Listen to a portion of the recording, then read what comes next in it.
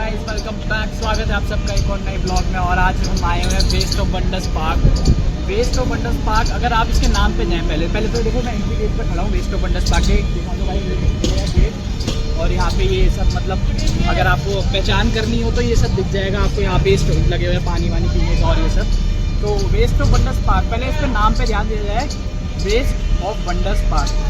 यहाँ पे जो हमारे वर्ल्ड में 7 वंडर्स है उसके बारे में बनाया हुआ है। वेस्ट इसलिए लिखा हुआ है क्योंकि जो वो वंडर्स बने हुए हैं ना, वो सारे मतलब वेस्ट से बने हुए हैं, वेस्ट मटेरियल से अपने बने हुए हैं। जैसे आयरन, स्टील, ये सब जितने भी वेस्ट मटेरियल होते हैं इनसे बने हुए हैं अंदर वंडर्स। तो इसलिए इसका नाम रखा हुआ है वेस्ट ऑफ वंडर्स पार्क। और 7 वंडर्स के बारे में दिखाया गया पूरा, उसकी हिस्ट्री के बारे में। तो आओ चलो इसको एक्सप्लोर करते हैं। एंट्री करने के बाद मैं आपको पहले बता दूँ कि यहाँ पे आने के लिए वेस्ट ऑफ वंडर्स पार्क में सबसे पास की नियरेस्ट मेट्रो स्टेशन जो है वो पड़ेगा सराय काले खान निज़ामुद्दीन। और आप गेट नंबर 3 से एग्जिट कर सकते हैं, उससे आपको पास पड़ेगा। 9 मिनट का वॉकिंग डिस्टेंस है अगर आप वॉक करके आना चाहते हो, नहीं तो रिक्शा लेके। और आते ही सबसे पहले आपको ना स्टार्टिंग में ये दिखेगा, देखो कैफेटेरिया है यहाँ पे। यहाँ कुछ भी आप खा पी सकते हैं, फूड कोर्ट है पूरा ये यहाँ पे। तो अगर आपको कुछ खाना पीना है तो आप यहीं पे सामने ही एंट्री लेते ही आपको दिख जाएगा ये।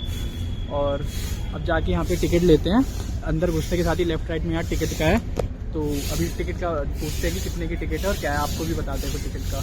तो चलो टिकट काउंटर पे आ गए। ये रहा टिकट काउंटर। पर टिकट काउंटर के साइड में देखो ये क्या दिखा मेरे को, इतना बड़ा डायनासोर। ये पूरा वेस्ट मटेरियल से बना हुआ है। तो ये था हमारा डायनासोर, यहाँ पे आते ही दिख रहा है। और टिकट प्राइस यहाँ पे आपको ये टिकट काउंटर है। यहाँ पे अगर आप टिकट देखोगे तो टिकट के प्राइजेज हैं ये। एडल्ट्स के लिए जो 12 से 65 ईयर्स उनके लिए 50 रुपये है। और चिल्ड्रन जो 3 से लेकर 12 साल तक है उनके लिए 25 रुपये। और जो छोटे बच्चे हैं उनके लिए फ्री है। और जो सीनियर सिटीजन हैं उनके लिए भी फ्री ही है। तो और टाइमिंग्स यहाँ की सुबह के 11 बजे से रात के 11 बजे तक ये खुला रहता है।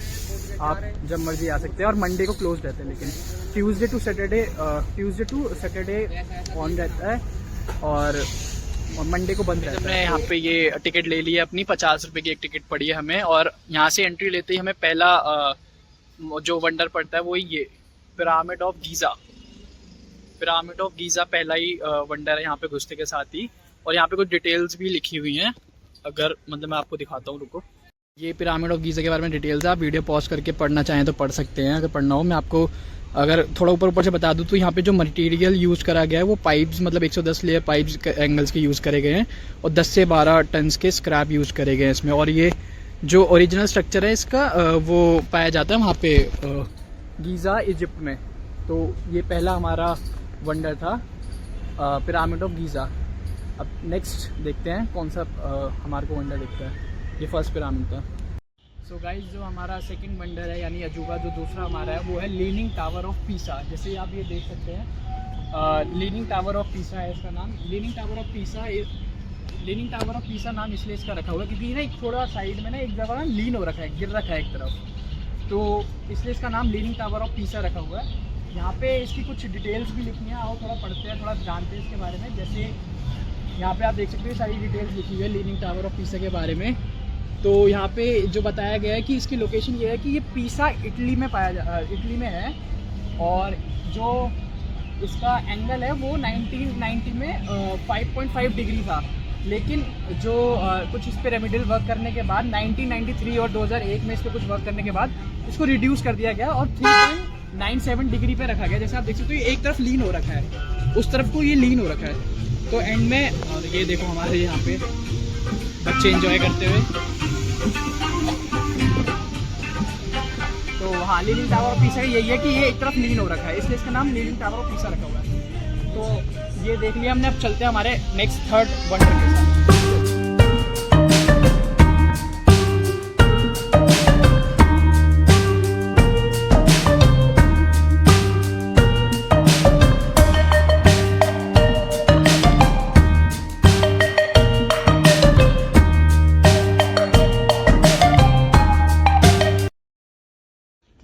तो हम अपने थर्ड वंडर पे आ गए। यहाँ पे इसकी डिटेल्स है। और आप जैसे कि ये थर्ड अजूबा हमारा जो है देख के आप पहचाने के होंगे कि क्या है ये। हाँ, ये स्टैचू ऑफ लिबर्टी है। स्टैचू ऑफ लिबर्टी ये यहाँ पे यूएसए में है और 30 फीट टॉल बना हुआ है। तो जैसे आप यहाँ पे देख सकते हैं इसमें मटेरियल यूज़ करा हुआ है। जो ये ऊपर जो उसका क्राउन दिख रहा है आपको, वो क्राउन जो है वो साइकिल की चेन से बना हुआ है। और जो मशाल है वो मशाल जो है उसकी बना हुआ है। जो टायर रिम होते हैं ना, टायर के रिम से बने हुए हैं। तो ऐसे कई मटेरियल इसमें यूज़ करे हुए हैं।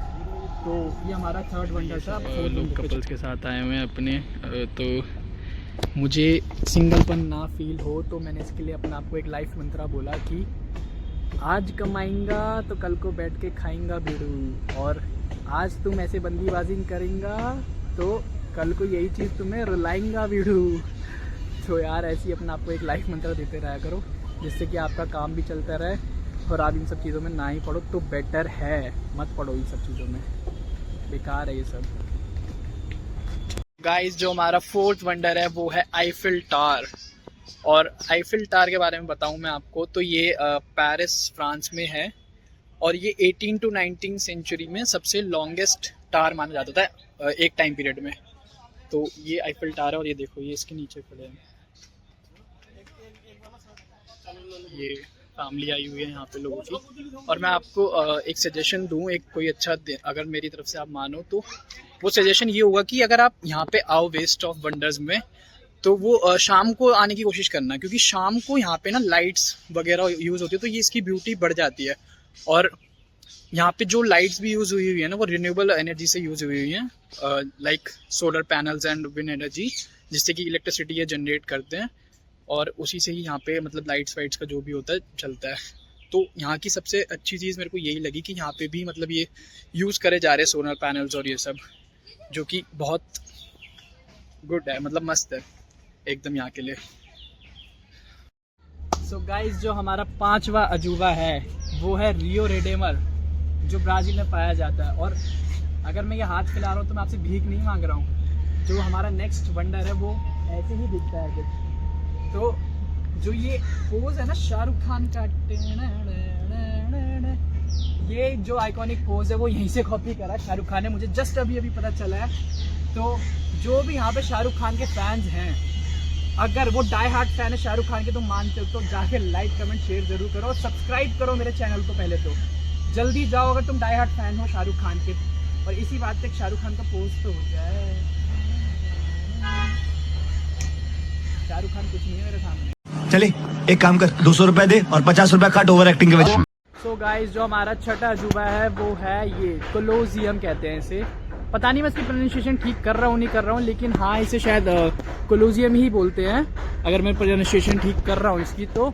और ये रोम इटली में है, और इसका जो मैंने मतलब अभी पढ़ा जो उसके बारे में लिखा हुआ है, उसमें 410 व्हील कार्स यूज़ करी गई इसके हर एक पिलर में। जो इसके पिलर्स है उसमें 410 कार व्हील्स यूज़ करे हुए हैं। और मैं आपको पूरे बार इसका 360 व्यू दे देता हूँ कैसा लगता है ये। यहाँ पे धूप आ रही है तो इतना मतलब प्रॉपर नहीं दिख पा रहा होगा, पर जितना मैं आपको दिखा सकता हूँ मैं दिखा रहा हूँ।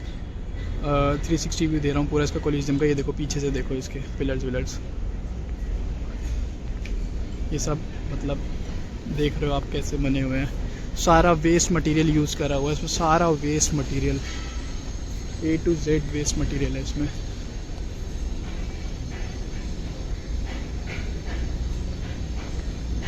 पूरा मतलब यही था जो है कोलोजियम। इसका प्रोनाउंसिएशन बहुत अजीब सा है। तो यही था इसका पूरा, मैंने आपको 360 व्यू दिया है। अब लास्ट जो बचा है वंडर, हमारी देश की आन बान शान है, जो 7 अजूबों में हमारे देश में से आता है, ताजमहल। अब वो बचा है मेन, तो अब वो जाके देखते हैं कि ताजमहल कैसे मतलब बनाया गया है, क्या वेस्ट मटेरियल यूज़ करे गए हैं वहाँ पे, और क्या क्या चीज़ें मतलब कैसा लग रहा है वो पहली बात तो लास्ट वो बचा है। अब जाके देखते हैं ताजमहल। तो चलो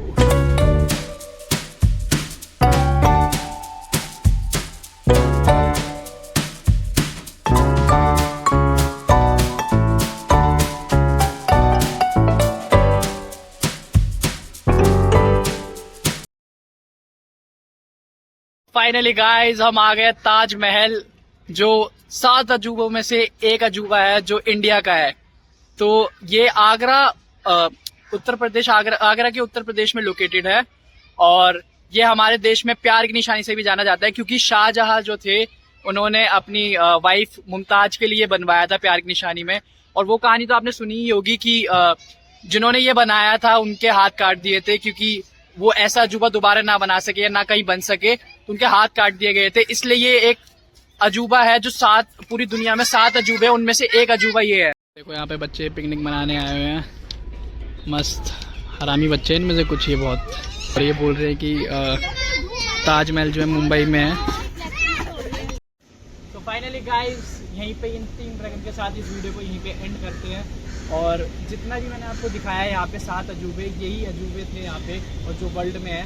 आज तो हम यहाँ पे आके घूम रहे हैं, पर अगर आप सपोर्ट पर है रखेंगे तो आगे वाले फ्यूचर में ज़रूर ये 7 अजूबे को जाके सामने से रियल में ज़रूर देखेंगे।